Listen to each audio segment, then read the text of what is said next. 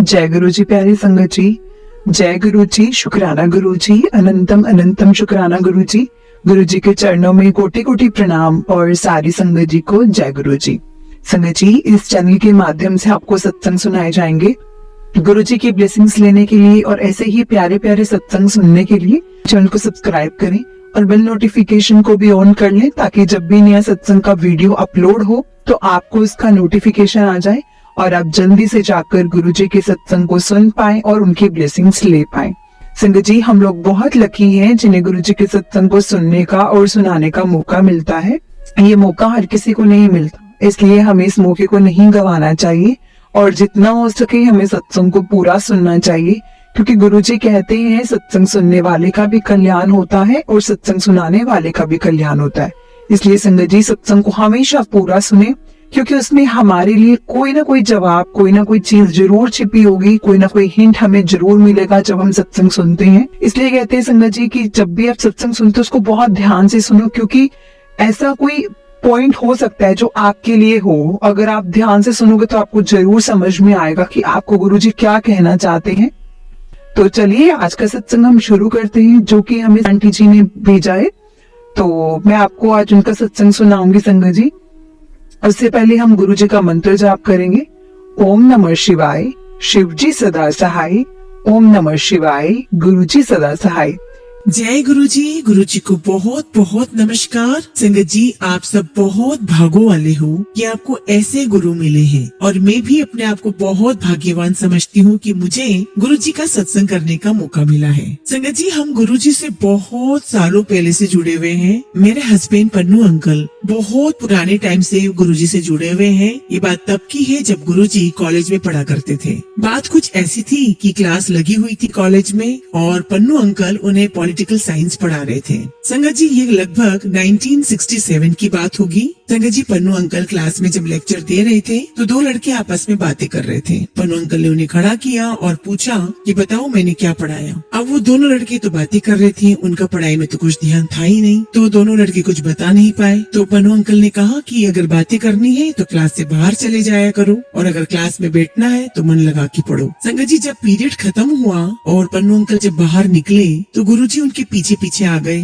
तो गुरुजी पन्नू अंकल को कहने लगे कि प्रोफेसर, आप मुझसे क्लास में सवाल मत पूछा करो, अगर मैं नहीं बताऊंगा तो आपको लगेगा कि आपकी बेइज्जती हो गई है। अब पन्नू अंकल बड़े हैरान हो गए, और वो उस समय नए नए लगे हुए थे। जब वो स्टाफ रूम में गए तो स्टाफ रूम में और टीचर से उन्होंने बात की, प्रोफेसर से बात की कि ये निर्मल सिंह नाम का लड़का मुझे ऐसे ऐसे बोल कर गया है। जो स्टाफ रूम में प्रोफेसर बैठे हुए थे, कोई कहे फकीर है, कोई कहे उसका ध्यान पढ़ाई में नहीं है तो उस पर गुस्सा मत करना। तो पन्नू अंकल में क्यूरियोसिटी थी, वो सोच में पड़ गए कि क्या बात है, आखिर इस लड़के ने इतनी हिम्मत कहाँ से आ गई इसको कि ये मुझे इतना वो सब बोल करके चला गया। और ऐसे समय निकलता गया, सेशन एंड हो गया और अंकल टेम्पररी बेसिस पे थे तो नौकरी छोड़कर अमृतसर चले गए। और जब वो अमृतसर चले गए तो वापस लौट कर नहीं आए, और तब गुरुजी बीए सेकेंड ईयर में पढ़ते थे। तो संगत जी, अमृतसर खालसा कॉलेज में 2 महीने पढ़ाने के बाद गवर्नमेंट कॉलेज आरा साहब, जो गुरुजी के गांव के नजदीक ही पड़ता है, उनकी वहाँ पर परमानेंट जॉब लग गई।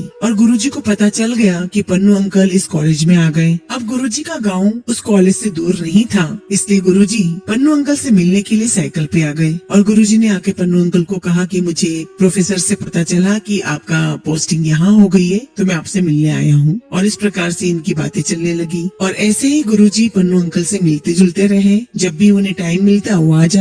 और इसी बीच 1973 में हमारी शादी हुई, और जो ट्रांसफर है वो हमने मलेरकोटला में करवा लिया। अब गुरुजी से मिलना तो और इजी हो गया। गुरुजी ने बीए किया, इकोनॉमिक्स से किया, इंग्लिश से किया, तो आते जाते इनसे मलेरकोटला में मिलते हुए चले जाते थे। हमने मलेरकोटला में एक रेंटेड हाउस लिया था जो बस स्टैंड के पास ही था, और बस ऐसे ही गुरुजी घर आने लगे। तो जब भी गुरुजी अपने गाँव आते थे, मोस्टली संडे को हमारे घर आ जाया करते थे। मोस्टली ऐसा होता था कि गुरुजी सुबह ही आ जाते थे घर पे और शाम तक वहीं बैठते थे। अब संगत जी, संडे का दिन होता है तो बहुत सारे काम भी होते हैं। तो पन्नू अंकल बोला करते थे कि अरे मुझे ये काम है, मैं काम कराऊं, तो गुरुजी कहते हाँ हाँ कराओ, मैं तो यहीं बैठा हूँ। संगत जी फिर गुरुजी चंडीगढ़ चले गए और वहीं रहने लगे और पन्नू अंकल फिर उनसे चंडीगढ़ मिलने जाने लगे। गुरुजी चंडीगढ़ में किसी मिनिस्टर के घर पे एक कमरे में रहा करते थे। अब वहाँ पर गुरुजी से कोई एमएलए, कोई मिनिस्टर ये सब मिलने जुलने आया करते थे। संगत जी गुरुजी चंडीगढ़ रहे और उसके बाद फिर गुरुजी जालंधर चले गए और इस बीच हमारा ट्रांसफर भी लुधियाना हो गया और हमें भी बड़ा इजी हो गया गुरुजी के पास जाना। और गुरुजी भी इधर उधर आते जाते हमारे घर लुधियाना आ जाया करते थे। संगत जी हमें हर समय ऐसे ही लगता था कि गुरुजी अब आएंगे, गुरुजी अब आएंगे। एक दो इंसिडेंट कुछ ऐसे ही हुए। एक बार गुरुजी शाम को आए तो मैंने कहा कि मैं चाय बनाती हूँ और मैं चाय बनाने लगी तो गुरुजी कहते कि नहीं आज मैं चाय बनाता हूँ। अब संगत जी किचन में इतने सारे बर्तन पड़े हुए थे, मुझे तो बहुत बुरा लगा कि इतना गंद पड़ा हुआ है किचन में और गुरुजी चाय बनाएंगे और मेड आई हुई नहीं थी। पर गुरुजी माने नहीं और कहा कि आज तो चाय मैं ही बनाऊंगा। संगत जी वैसे तो जनरली मेरा किचन बहुत नीट एंड क्लीन रहता था,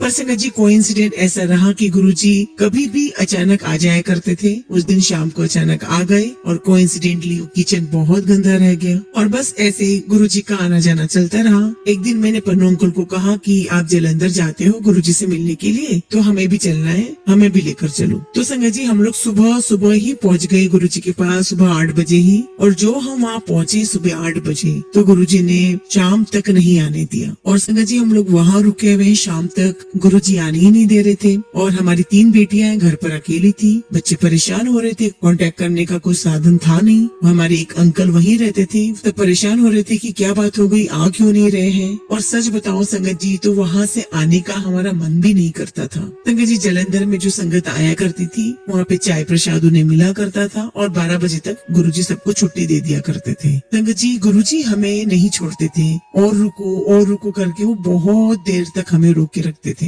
कई बार हम गुरुजी को बोला भी करते थे कि गुरुजी हम चले जाएं, तो गुरुजी कहा करते थे कि नहीं नहीं जल्दी मत जाया करो यहाँ से। और गुरुजी कहा करते थे कि आने वाले समय में बहुत लाइनें लगने वाली है, तुम्हें मौका मिला है तो इस मौके का फायदा उठा लो। अब संगत जी वो सारी बातें याद आ रही है। मैं बाहर निकलती हूँ, आसमान में देखती हूँ, तारों को देखती हूँ तो गुरुजी की बात याद आती है कि तुम लोग मुझे तारों में ढूंढोगे। अब जब ऊपर देखती हूँ तो हर तारे में मुझे गुरुजी नजर आते हैं। पहले गुरुजी का तरीका अलग था, नॉर्मल एक स्टील की स्पून से वो इलाज किया करते थे, फिर पान के पत्ते से इलाज करने लग गए। अब संगत जी मेरी बेटी को बुखार चढ़ता था तभी हम उनके पास गए थे। इसका बुखार 99 रहता था और हम बहुत परेशान हो गए। हमने सारा इलाज करवा लिया, एलोपैथिक, होम्योपैथिक। फिर हम गुरुजी के पास गए, गुरुजी को बताया तो गुरुजी कहते हैं, तो गुरुजी ने कहा कि हरी मिर्ची मंगवा लो। हमने हरी मिर्ची मंगवा ली और गुरुजी ने उन मिर्चियों को ब्लेस किया और कहा कि इसकी मिडिल फिंगर के आसपास मिर्चियों को बांध देना, सुबह 1 घंटा और शाम को 1 घंटा बांधना। और हमें कहा संगत जी कि परसों इसका चेहरा पूरा लाल हो जाएगा, लेकिन घबराना मत और इसको गन्ने का जूस और अनार का जूस देना है। और जैसा गुरुजी ने कहा संगत जी तीसरे दिन उसका चेहरा बिल्कुल लाल हो गया, लेकिन बुखार हट गया। तो ये गुरुजी की महिमा है संगत जी जो इतने सालों से बरस रही है। संगत जी गुरुजी कहा करते थे कि मेरे पास आओ, अपनी बॉडी, माइंड और सोल मुझे सरेंडर कर दो और फिर देखो सारा का सारा कल्याण हो जाएगा। संगत जी मैं तो ये समझती हूँ कि हमारे बच्चों की लाइफ सब कुछ गुरुजी की ही ब्लेसिंग्स है। संगत जी हम 2007 में अमेरिका चले गए थे और वहाँ पर हर हफ्ते कहीं ना कहीं सत्संग होता ही रहता है। संगत जी हम कैलिफोर्निया में रहते हैं और वहाँ भी बहुत सत्संग होते हैं और बहुत खुशी हो रही है संगत जी की दुनिया के हर कोने में गुरुजी की महिमा हो रही है। संगत जी गुरुजी को सच्चे मन से याद करो, मन में कोई किंतु परंतु इफ बट मत लाओ। संगत जी हमें गुरुजी की चरण सेवा का बहुत मौका प्राप्त होता था। हम सुबह जाते थे और शाम तक वहीं बैठे रहते थे,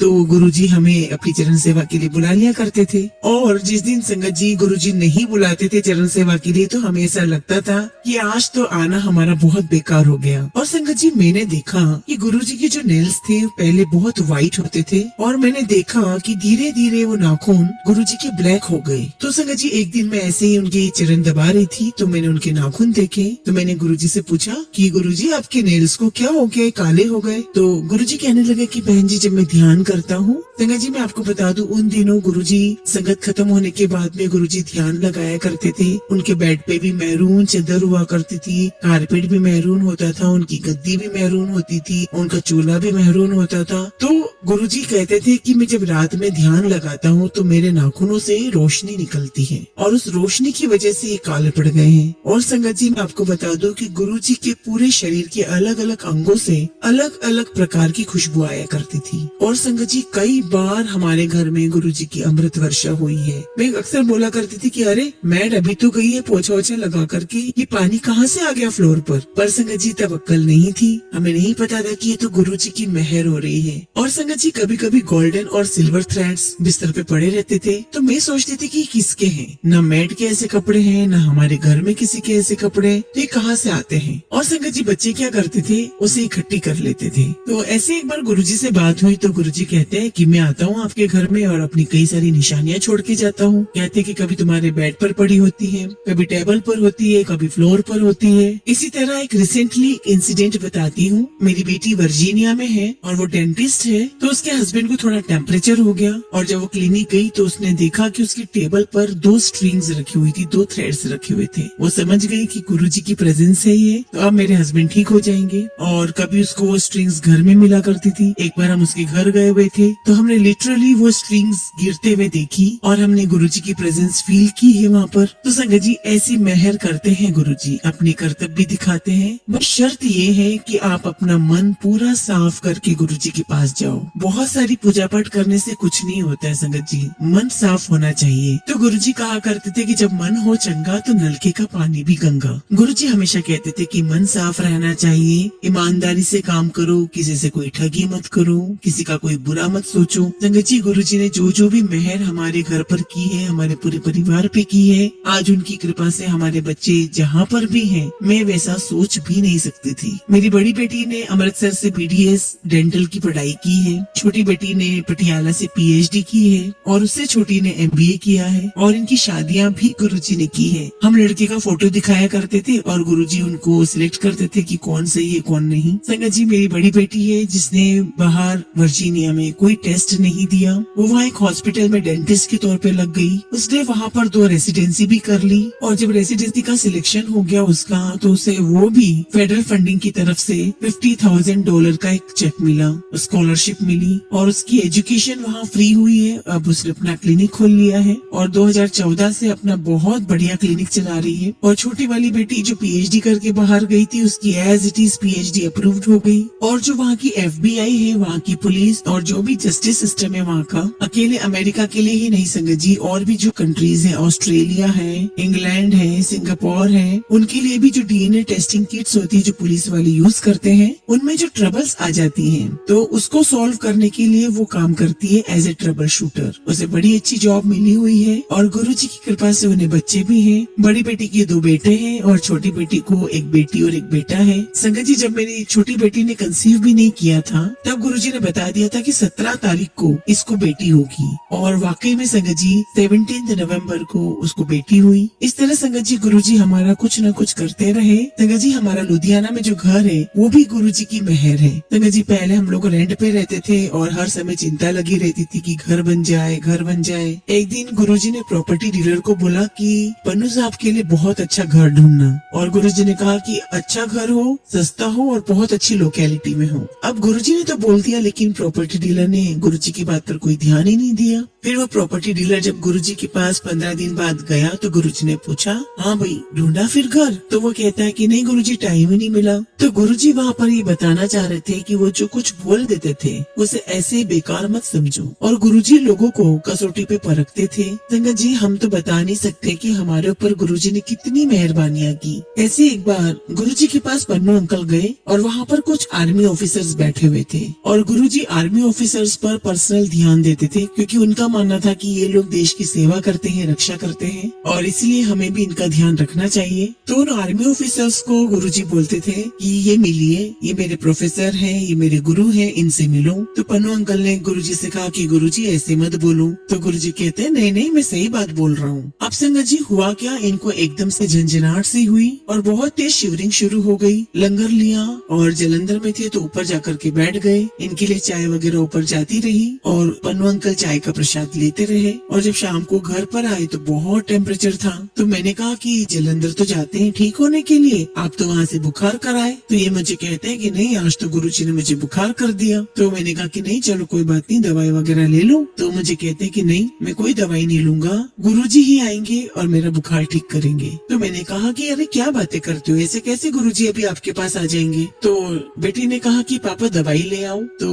बोलते नहीं मैं नहीं जाऊंगा। हमारे पड़ोस में एक डॉक्टर रहते थे तो कहती है कि ठीक है, अगर आपको नहीं जाना तो मैं पास में जो डॉक्टर अंकल है मैं उनसे दवाई ले आती हूँ। और फिर उन डॉक्टर ने दवाई लिख करके दे दी और कहा कि इसको स्टोर से ले लो। तो वो एक स्टोर पे गई, वहाँ दवाई नहीं मिली तो मुझे बोलकर गई कि मम्मी एक स्टोर पे मिल नहीं रही, मैं अगले स्टोर पे जा रही हूँ। और जब वो लौट कर आई तो उसने देखा कि हमारे घर के बाहर 2 गाड़ियाँ खड़ी है और वो समझ गई कि जरूर गुरुजी आ गए। और संगत जी सुबह 10:30 बजे ही गुरुजी अपनी संगत को लेकर के वहाँ हमारे घर पहुँच गए। संगत जी हम लोग फर्स्ट फ्लोर पे रहते थे तो सीधा ऊपर आते ही पन्नू अंकल के बेडरूम में गए और इनकी बाह पकड़ के खड़ा कर दिया। और गुरुजी कहते हैं उठ, क्यों पड़े हो। तो पन्नू अंकल कहते हैं गुरुजी आपने तो कल मुझे वहाँ बुखार कर दिया। तो गुरुजी कहते हैं हाँ, इसीलिए तो आया हूँ मैं, मुझे पता था ये बुखार तुम्हारा दवा से ठीक नहीं होगा, मेरे को ही आना पड़ा इसलिए मैं आया हूँ। संगत जी बस ऐसे ही फेथ की बात है, फेथ रखोगे सब कुछ मिल जाएगा। ऐसे गुरु हैं जिनको हर किसी की चिंता है, कभी वो सपने में आपका ट्रीटमेंट कर जाते हैं। संगत जी एक बार क्या हुआ कि 1999 में मुझे ब्रीथिंग इश्यू बहुत हो गया था। बहुत मुश्किल से मैं डॉक्टर के पास पहुंची और मुझसे सहा बिल्कुल भी नहीं जा रहा था और मुझे बोला गया कि आप इमरजेंसी में एडमिट हो जाओ, आपकी हालत बहुत खराब है। और हॉस्पिटल में इन्होंने फोन कर दिया कि इसे एडमिट कर दो और ऑक्सीजन लगा दो, मैं जल्द से जल्द वहाँ आ रहा हूँ। अब हॉस्पिटल वालों ने जल्द से जल्द मुझे एडमिट कर दिया, ऑक्सीजन लगा दी और एक हार्ट स्पेशलिस्ट भी वहाँ पहुँच गया। सुबह मेरे हार्ट की इको की, ECG की और रिपोर्ट बहुत बहुत खराब थी। मेरे हार्ट की फंक्शनिंग सिर्फ 25% थी। तो बड़ी घबराहट हो गई देख करके कि भैया ये 25% से कितनी लाइफ निकल जाएगी। तो बच्चे कहने लगे कि मम्मा घबराने की कोई बात नहीं है, हमारे तो गुरुजी हैं। तब गुरुजी 1999 में दिल्ली आ गए थे और वहाँ पर हमारे पन्नू अंकल की फ्रेंड की एक सिस्टर थे। तो उनको फोन किया और बिटिया ने बताया कि आंटी आप वहाँ जाओ गुरुजी के पास और उन्हें बताओ कि मम्मी की ऐसी कंडीशन है और उनका हार्ट से 25% काम कर रहा है। और शाम को ही आंटी गए और जाते ही उन्होंने गुरुजी को बोल दिया कि गुरुजी पन्नू आंटी को तो ऐसी हार्ट की प्रॉब्लम है। और गुरुजी इतना हंसे, हाथ मार मार के इतना हंसे और बोलने लगे कि उसको हार्ट की प्रॉब्लम तो हो ही नहीं सकती, उसको कुछ नहीं होगा, बिल्कुल ठीक ठाक है। और वहाँ से लौटने के बाद उन आंटी का फोन आया, बताने लगी कि गुरुजी तो बहुत हंस रहे थे और कह रहे थे कि उसको तो हार्ट की प्रॉब्लम हो ही नहीं सकती। और वही बात हुई संगत जी, तीसरे दिन जब मेरा फिर से ECG हुआ, मेरी रिपोर्ट्स आई, मेरा ECG और इको जब किया तो ECG भी नॉर्मल आया और मेरे हार्ट की जो फंक्शनिंग थी वो 72% थी, जो कि 2 दिन पहले सिर्फ 25% थी। संगत जी ऐसे ही 2022 में मैं अमेरिका गई हुई थी और मुझे वहाँ पर कोविड हो गया था। कोविड का कोई सिम्टम नहीं था, थोड़ी ब्रीथिंग इश्यू हो रही थी, बेटी को बताया और बेटी फटाफट मुझे इमरजेंसी में डॉक्टर के पास ले गई और सारी टेस्ट मेरी खराब आई, कोई भी टेस्ट मेरी अच्छी नहीं थी। और फिर वही चीज रिपीट हुई, मेरा हार्ट फंक्शनिंग फिर 25% आया और रिपोर्ट के अनुसार मेरी किडनी, मेरे लंग सब कुछ अफेक्टेड हो चुके थे और मेरा ब्लड प्रेशर बहुत हाई था, शुगर बहुत बढ़ चुकी थी। और मैंने बेटी को बोला कि बस अब मैं जा रही हूँ, अब मेरे बचने की कोई उम्मीद नहीं है। और साथ ही साथ मुझे कोविड भी हो गया जिससे मेरी पूरी बॉडी पे अफेक्ट हो गया था। अब डॉक्टर ने मुझे क्रिटिकल केयर यूनिट में भेज दिया, मैं वहाँ पड़ी हुई हूँ और वहाँ लेटे लेटे मैं सोच रही हूँ ये जो हार्ट वाली बात है कि 25% है, ये तो हो नहीं सकता। और फिर सोचने लगी कि गुरुजी ने मुझे इतना ब्लेस किया है, पहले भी 25% था, फिर गुरुजी ने ब्लेस किया, सब कुछ ठीक हो गया और अभी फिर 25% है, ये कैसे हो सकता है? ये बिल्कुल नहीं हो सकता। वहाँ ICU में ग्लास हाउस होते थे, मुझे ग्लास हाउस में पटक दिया था और डॉक्टर बाहर से मॉनिटर करते थे कि क्या स्थिति है। और वहाँ पर एक हार्ट स्पेशलिस्ट था, वो हमेशा सुबह आया करता था, तो मुझे कहता कि Mrs Pannu we are very worried about your heart, आपकी फंक्शनिंग 25% ही है, let's see how to manage. तो संगत जी तभी भी मुझे वेंटिलेटर पे रख दिया गया था। तो डॉक्टर ने कहा कि आपको घर पर भी हम वेंटिलेटर पे रख देंगे, वहाँ पे सारी मेडिसिन दे देंगे, उससे आपका गुजारा चलता रहेगा। लेकिन संगत जी मुझे पूरा कॉन्फिडेंस था कि मेरा हार्ट बिल्कुल अच्छा है। और कई बार बच्चियां भी बोलती थी कि मिलने तो आ नहीं सकती थी, फोन किया करती थी और बोला करती थी कि मम्मी आपके साथ गुरुजी की ब्लेसिंग्स है, आपको कुछ भी नहीं होगा। और संगत जी कई बार मुझे कमरे में ऐसा फील होता था, उस कमरे में सोफे होते थे तो मुझे ऐसा फील होता था कि कोई वहाँ पर बैठा है और मुझे ऐसा लगता था कि गुरुजी वहाँ पर व्हाइट ड्रेस में बैठे हैं। अब संगत जी तीसरे दिन क्या हुआ, फिर से सारे टेस्ट हुए और जब रिपोर्ट आई तो संगत जी don't believe same history repeat हुई और फिर से मेरा हार्ट फंक्शनिंग 72%। और उन्होंने रिपोर्ट में क्या लिखा संगत जी, उसमें लिखा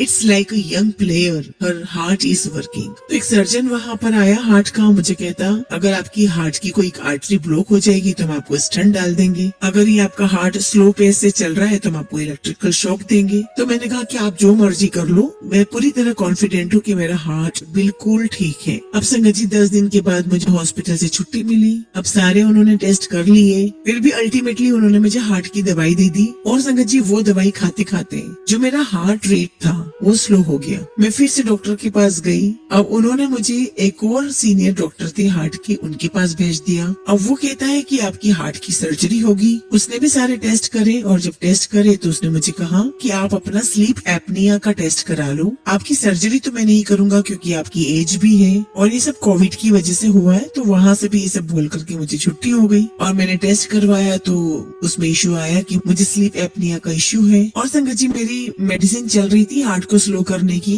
तो मैं जब डॉक्टर के पास गई तो उसने मेरी दवा 50% कम करके मुझे ईसीजी का सारा मॉनिटर घर में लगा करके भेज दिया और कहा कि एक हफ्ता तुम्हारा पूरा ईसीजी मॉनिटर करेंगे और फिर बताएंगे और देखेंगे कि क्या है। अब मुझे लगा पता नहीं क्या निकलेगा, सही निकलेगा या नहीं। फिर से इको हुई मेरी, अगेन 70% 72% इसके ऊपर ही आ रहा था और बस गुरुजी की कृपा से हर बार मेरा 72 या 70 अबव ही आ रहा था और मैं पूरी कॉन्फिडेंट थी, मुझे पूरा विश्वास था कि मुझे कुछ नहीं होगा। संगत जी एक बार गुरुजी ने हमें सिल्वर कॉइन्स दिए थे जिसके एक तरफ तो गुरुजी का स्वरूप है और एक तरफ गुरुजी के चरण स्वरूप है और नीचे 7 जुलाई लिखा हुआ है। संगत जी मुझे नहीं पता था कि मेरे पास ये सिल्वर कॉइन कितने हैं, मैं समझती थी कि मेरे पास 1 या 2 होंगे। लास्ट टाइम मैं कोविड में जब इंडिया आई हुई थी तो मैंने सोचा कि जो कुछ भी गुरुजी से प्रसाद के रूप में मिलता था, कोई पेंडेंट है, कोई कॉइन्स है, कोई टिकट्स है, तो मैंने सोचा कि चलो मैं इनको एक बार देखती हूँ। और जब मैंने देखा तो कॉइन मुझे 3 मिले वहाँ पर। तो मैंने कहा कि इसका मतलब ये गुरुजी ने तीनों बेटियों के लिए ही दिए हैं। एक बेटी मेरी गुड़गांव रहती है, एक उसको दे दिया और 2 में अमेरिका साथ ले गई। अब संगत जी मेरी जो बड़ी बेटी है उसके हस्बैंड को बुखार हो गया, वो जब डॉक्टर के पास गए तो डॉक्टर ने कहा वायरल है।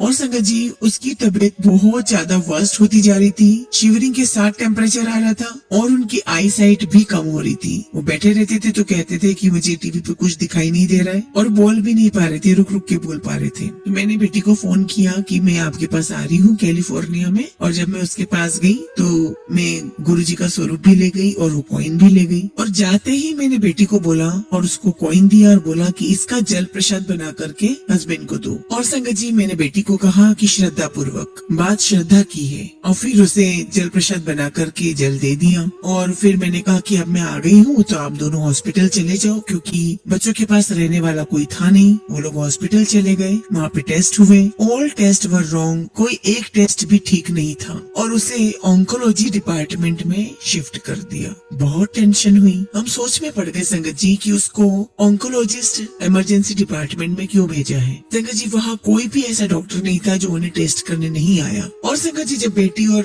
दामाद दोनों हॉस्पिटल जा रहे थे तब मैंने कहा था कि गुरुजी का स्वरूप ले जाओ, गुरुजी को अपने साथ ही लेकर जाओ। और वो जो कॉइन है बेटी ने अपने हस्बैंड के बेड के सिरहाने के नीचे रख दिया। और संगत जी जब भी उन्हें पानी पीना होता था तो बेटी उसी सिल्वर कॉइन से जल प्रसाद बना करके पिलाया करती थी। संगत जी बेटी भी डॉक्टर है तो उसने पूछा कि आप लोग क्या डिसीजन लेने वाले हो, इसको क्या हुआ है। तो डॉक्टर्स कहते हैं नहीं अभी तो उसके टेस्ट करने पड़ेंगे, अभी तो हमें पता नहीं चल रहा है कि क्या हुआ है। तो बेटी ने बोला कितनी देर लगेगी सारे टेस्ट में। तो डॉक्टर कहते हैं कि महीना भी लग सकता है। अब बेटी बहुत अपसेट हुई कि ये क्या बोल दिया, महीना भी लग सकता है। तो बेटी कहने लगी कि ठीक है, अगर आप लोग नहीं समझ पा रहे हो, नहीं कर पा रहे हो कुछ, तो मैं इसे मैरीलैंड जॉन हॉकिन एक बहुत बड़ा हॉस्पिटल है, मैं वहाँ ले जाती हूँ। तो वो कहते हैं कि नहीं नहीं अभी हम देखते हैं। और संगत जी जब उसके बाद सारे टेस्ट किए गए तो सारी रिपोर्ट्स नॉर्मल आई और बेटी का मेरे पास 2:30 बजे फोन आया बताया कि मम्मी हम लोग घर आ रहे हैं और डॉक्टर ने मेडिसिन दे दी है, वही खाना है। लेकिन पहले 5 दिन तो डॉक्टर्स कह रहे थे कि इसका कोई इलाज नहीं हो पाएगा, लेकिन गुरुजी की कृपा से वो पूरी तरीके से ठीक है, कुछ भी नहीं हुआ।